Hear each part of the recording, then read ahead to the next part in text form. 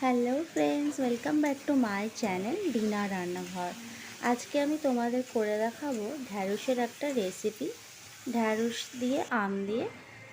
তো চলো দেখে নিই রেসিপিটা আমি কিভাবে তৈরি করেছিলাম।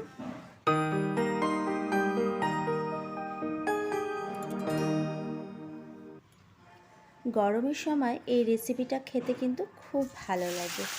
এটা ঢ্যাঁড়সের টক বলা যেতে পারে। তো আমি এখানে একটা কড়াইতে সর্ষের তেল নিয়ে নিয়েছি, আর ঢ্যাঁড়সগুলোকে শুধু মাথাটা আর লেজার দিকটা একটু ফেলে নিয়েছি।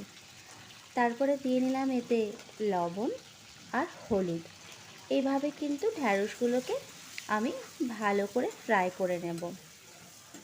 যদি ঢ্যাঁড়সগুলো ছোট থাকে তাহলে গোটা রাখতেই পারো, আর যদি ঢ্যাঁড়সগুলো বড় থাকে তাহলে মাঝখান থেকে দুফালি করে কেটে নিতে পারো।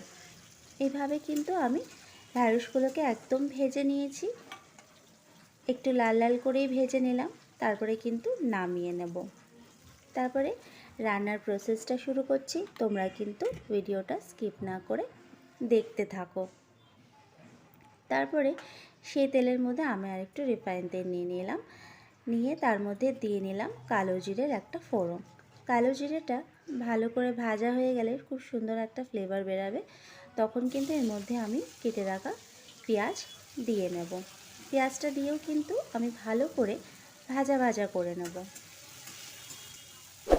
তোমরা যারা আমার চ্যানেলে নতুন আসছো, নতুন দেখছো, তারা কিন্তু অবশ্যই আমার চ্যানেলটাকে সাবস্ক্রাইব করে দেখো, আর পাশের বেল আইকনটা প্রেস করে আমার সাথে থেকো। আর যারা সাবস্ক্রাইব করে দেখছো তাদেরকে অসংখ্য ধন্যবাদ জানাই। তারপরে পেঁয়াজটা যখন লাল লাল করে ভাজা হয়ে যাবে, তাতে আমি দিয়ে নেবো 1 চামচ আদা রসুন পেস্ট। আদা রসুন পেস্টটা দিয়েও আমি ভালো করে ভেজে নেব, যেন কাঁচা গন্ধটা চলে যায়। তারপরে সামান্য একটু জল দিয়ে নেব।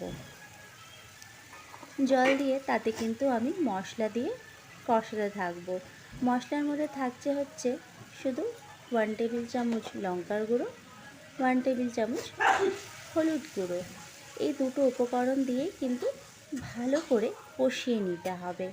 রান্নাটা কিন্তু খুব ইজি আর খেতেও খুব ভালো লাগে। তোমরা অবশ্যই বাড়িতে বানিয়ে খেও, আর লাইক কমেন্টস করে আমাকে জানিও রান্নাটা তোমাদের কেমন লেগেছে। তারপরে যখন দেখব মশলাটা তেলের ওপরে চলে এসেছে, তখন ঠিক এই ঢ্যাঁড়সের মতন করে কেটে রাখা আলু আমি এর মধ্যে দিয়ে নেব। দিয়ে তাতে দিয়ে নেব সামান্য একটু লবণ স্বাদ অনুযায়ী। তারপরে লবণটা দিয়ে আমি কিন্তু আলুটাকে ভালো করে কষিয়ে তাতে জল দিয়ে নিলাম আলুটা গলে যাওয়ার জন্য। যতক্ষণ না পর্যন্ত আলুটা গলছে ততক্ষণ পর্যন্ত কিন্তু আমি এই জলের মধ্যে কষিয়ে নিয়েছি। দেখতে পাচ্ছ আলুটা অনেকটাই গলে গেছে, প্রায় 70% মতন। যখন আলুটা গলে যাবে তাতে কিন্তু ঢ্যাঁড়সগুলো দিয়ে নিতে হবে। ঢ্যাঁড়সটা দিয়েও আমি ভালো করে কষিয়ে নিচ্ছি।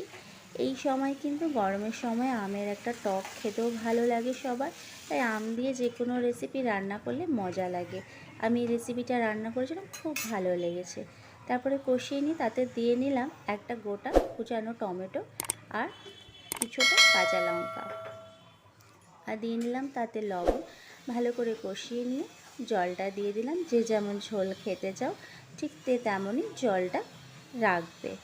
তারপরে এই সময়তে দিয়ে নেব আমি একটা গোটা আম কেটে রেখেছিলাম, সেই আমটা আমি এর মধ্যে দিয়ে নিলাম। তবে গোটা আমটা পুরোটা দিতে লাগেনি, আমটা কিন্তু অনেক টক ছিল, তাই যেরকম টক খেতে পছন্দ করছি ঠিক সেরকম টকটাই আমি এর মধ্যে দিয়ে নেব। তারপরে দিয়ে নিয়ে ভালো করে মানে ফুটিয়ে নেব যতক্ষণ না পর্যন্ত সমস্ত সবজি আর আমটা গলে যাচ্ছে। এখন কিন্তু আমার রান্নাটা একদম রেডি।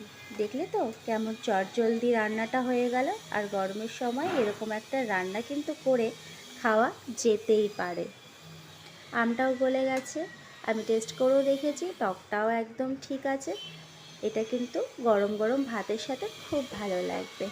আচ্ছা, এতক্ষণ ধরে যে তোমরা আমার ভিডিওটা দেখলে তার জন্য কিন্তু তোমাদের ধন্যবাদ জানাই।